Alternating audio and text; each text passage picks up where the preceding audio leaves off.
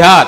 जिसके माथे पर वक्त की व्यवस्था की समीक्षा का अलार्म तो बजाती है, लेकिन वोट बैंक के खर्राटों से लाचार राजनीति के धुरंधरों को स्नूज करके किनारा करना ही पड़ता है। बिहार जिसकी नजरों में मापदंडों का ऐसा कोहरा है जिसमें सामान्य वर्ग का कोई बच्चा 21 वर्ष में बूढ़ा हो जाता है और दूसरे वर्ग का कोई लड़का 28 साल में जवानी के ठुमके आरक्षण के डीजे पर लगाता है। बिहार जहां गणित में निगेटिव अंक पाने वाला व्यक्ति सिस्टम के माइनस से गुणा करके इस प्रकार पॉजिटिव बन जाता है कि नौकरी तो अकेले में घर बुलाकर कहती है,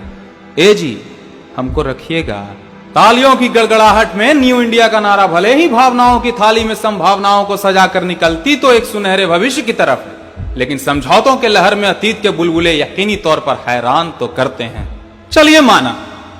अपने मूल उद्देश्य की पूर्ति के लिए आरक्षण की यह व्यवस्था संसद, प्रदेश के साथ साथ सिविल सर्विसेज जैसी संवैधानिक संस्थाओं तक तो ठीक थी,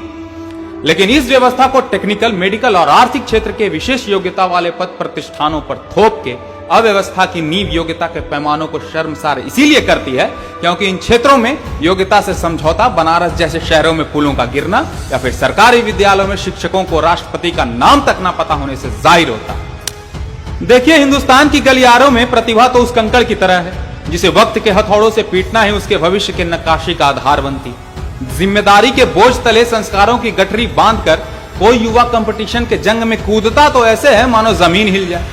मन को बहला फुसला कर कभी दिक्कत हो तो 3 इडियट्स वाला ऑल इज वेल सुनकर प्रतिस्पर्धा का श्री गणेश भी कर देता है, लेकिन वर्चस्व की इस लड़ाई में जब उसके पास होने का फैसला उसकी कलम नहीं बल्कि उसके जात करने लगे तो अध्ययन के नाम पर प्रतिभा का चीर हरण किसी नैतिक दोगलेपन से बढ़कर कुछ नहीं। समानता को स्थापित करने के नाम पर वर्गों को मतकारी की चाशनी पकड़ाने का नाम है आरक्षण। समुदाय विशेष को सिर्फ जन्म के आधार पर अंकों की मुफ्तखोरी का अद्भुत आयाम है आरक्षण।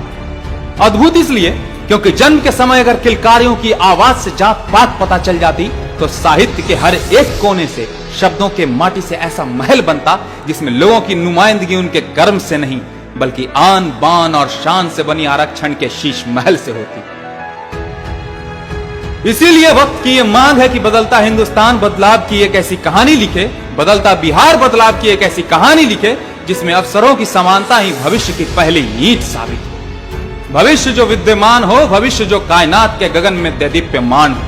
भविष्य जिसमें प्रतिभा के प्रकाश का जातिवाद के अंधकार तले सम्मान हो और अंततः भविष्य जो बिहार और हिंदुस्तान के चप्पे चप्पे में एक समान हो।